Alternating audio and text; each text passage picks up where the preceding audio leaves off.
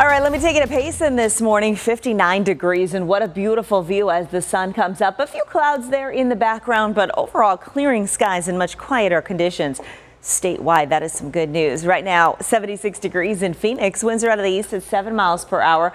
We've got a 68-degree dew point and 76% relative humidity. Still a lot of moisture in the air, but that is going to change over the next couple of days. So much drier air moving in. More on that in a moment. I want to show you the latest on Tropical Storm Grace. This system is moving across the Yucatan Peninsula right now. It is expected to move into the Gulf here and move on shore in mainland Mexico. At this point, we don't see much of an impact to Arizona, but we'll keep you updated if that changes. For the next 7 days for Arizona, here is a look at a rainfall forecast. This is actually really good to see because a lot of communities, they need a chance to dry out. Our soils need a chance to absorb all the moisture from the last week. So nice to kind of see that really it's mainly just far northern Arizona today into tomorrow, and maybe a few storms in the White Mountains over the weekend ahead of us. We're getting drier air in as a trough moves by to the north. It's dragging that drier air behind it into Arizona from the west. It scours out the monsoon moisture, and our storm chances kind of disappear for a week. Highs today across our region: 75 for LA, 76 in San Diego, upper 70s for Portland, and 74 for San Francisco. 85 today in Denver and 63 in Salt Lake City. You get some 60s in Flagstaff, some mid 90s in Tucson, 97 for the Valley. We'll do that again tomorrow, then triple digits for the weekend, 103 by Sunday. Looking ahead to next week, it looks like we're going to be dry through at least the middle of next week. 107 though by Wednesday. Not just dry for the Valley, but it does look like Globe is going to get a major break from the rain for the next week too. Ian is in Globe this morning, where we saw floodwaters once again just ravage that community yesterday. A lot of cleanup going on today, Ian. Yeah, absolutely. You know, we saw something April last night that we don't often see. It is a flash flood emergency issued by the National Weather Service. It's the highest tier of flash flood warnings, and it basically means life-threatening floods are happening, catastrophic floods. That's the word they used.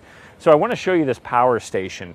There is a temporary fence up because the water was rushing so fast and furiously. What it actually did was erode all of the dirt underneath.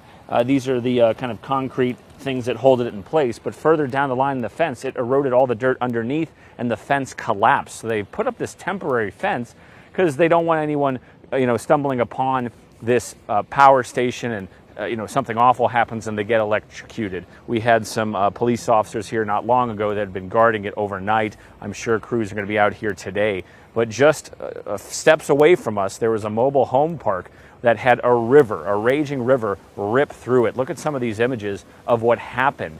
Some of these mobile homes were tossed around like rocks in a tumbler as these floodwaters came raging down the Pinal Mountains. They were pushed from one side of the trailer park to the other side. People had their cars spun around, crashing into other mobile homes. Thank God nobody was killed. But listen to how some of the people who lived here described the terror as this was all taking place. I came looking out my glass door and I saw literally a river going through our street. Saw a trailer that's right there, literally came through, floated like nothing was attached to it.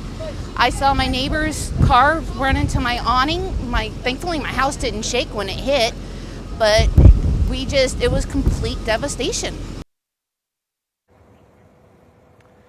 Some of them weren't damaged, luckily, but there'll be a lot of folks once the sun comes up kind of assessing their situation. But a lot of folks, what an uneasy feeling living here, probably in some sort of fear, wondering about the next storm, where these channels of water are going to develop and if they're going to hit their homes. We're on Russell Road right now. Globe is right that way into town in the US 60, which was submerged in water. You saw some of those images. We're going to head up the road this way. The road is closed in some parts, massive sheets of earth covering the road, and in fact there's a giant piece of the road that is missing. Same thing that happened with this fence. The water eroded all of the dirt underneath it and then just collapsed. When we talk about flash flood warnings, we always say, don't drive over the road because you don't even know if there's any road underneath you. So you're going along, the road's been washed away, and all of a sudden your car is tumbling into a river and you're in a heap of mess. Oh, yeah. All right. You feel for those people. Thank you, Ian.